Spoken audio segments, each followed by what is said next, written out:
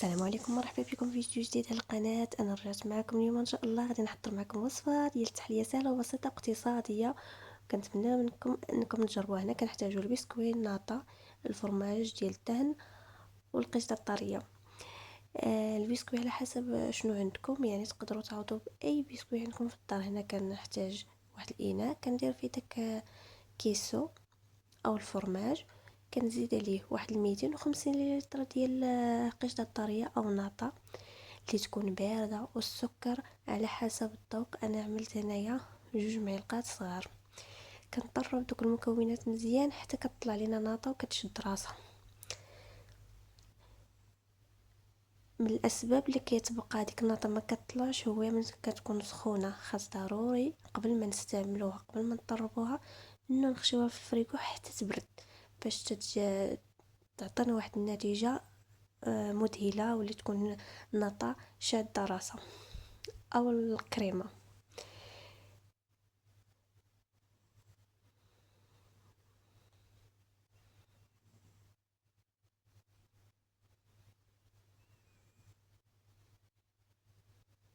كنبقى نطرب حتى كيضاعف الحجم ديالو على هاد الشكل. وانتما يعني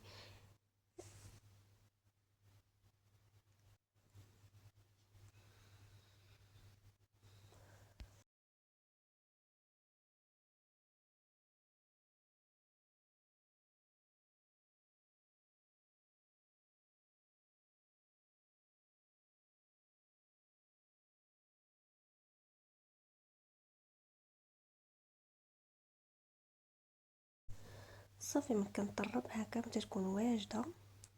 كناخذ واحد الاناء اللي غادي نستفو فيه التحليه ديالنا. هاد البسكويت كتاخذوا اما قهوه سريع الذوبان او كولاكاو كيف ما استعملت انا هنا. كنغمس داك البسكويت وكنبقى نستف فيه هكا وحده وحده حتى تنسالي الكميه عندي الطبقه الاولى.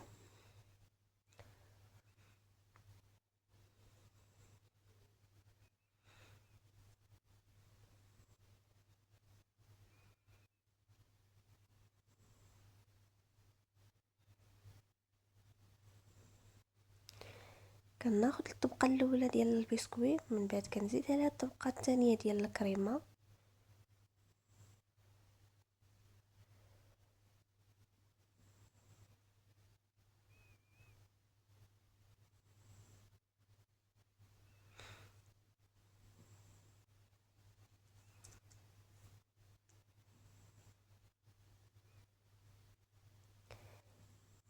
كيف ما كتعرفوش سيدنا رمضان مبقى ليه والو. ان شاء الله كنبغيو بحال الوصفات السهله والاقتصاديه اللي كنبغيو نوجدوها وبلا عذاب وبلا حتى شقه وكثرة المعن. صراحه وصفات تستاهل منكم انكم تجربوها، واللي جربتها من طبيعه الحال تقولي في التعليق كيف جاتها. ما تنسونيش باللايك واشتراك وتفعيل الجرس باش يوصلكم دائما كل جديد، وشويه تشجيع للقناه باش تكون القناه تكبر بكم. وقولوا لي في التعليق اش من وصفه المره الجايه اللي نجيب لكم.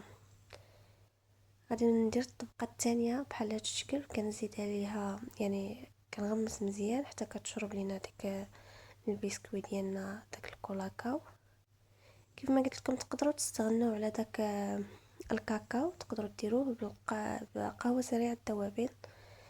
يعني داكشي اللي متوفر عندكم تقدروا تستعملوه. تقدروا تستعملوا عصير الليمون.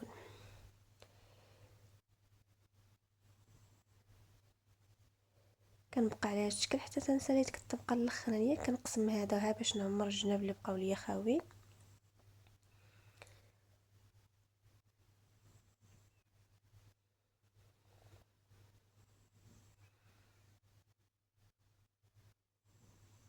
وكندير الطبقه الاخرى اللي كنصايب الوجه ديالها باش تجينا يعني الطبقه زوينه والكيكه التحليه ديالنا زوينه.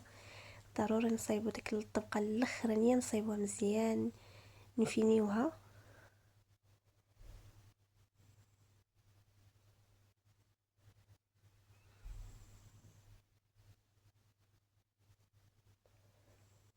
كناخدو هنايا اما تقدروا ترشوها بشويه الكاكاو او الكاوكاو مهرمش، او تزينوها بالخطوط ديال الشوكولات. انا هنا فضلت ندير ليها الكاكاو غبره اللي نرش الوجه الاخير كديكور والتزيين، دائما على حسب الاختيار وعلى حسب المتوفر عندكم. صافي كنمشي على هذا الشكل.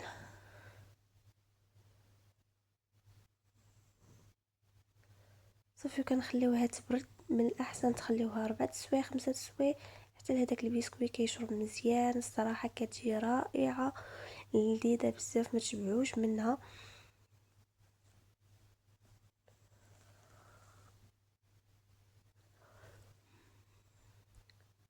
صافي كنسالي للطبقه الاخيره.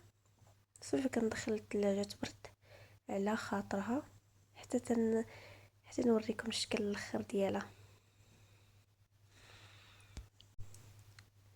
صافي كنخليوها ترتاح واحد 4 سوايع 5. قد ما ارتاحت في الثلاجه قد ما احسن، داك البسكويت كيشرب مزيان. غادي نوصلوا لاخر الفيديو، الى اللقاء فيديو جديد ان شاء الله. ولا عجبكم الفيديو ما تبخلوش عليا باللايك والاشتراك وتفعيل الجرس باش يوصلكم دائما كل جديد، والى اللقاء.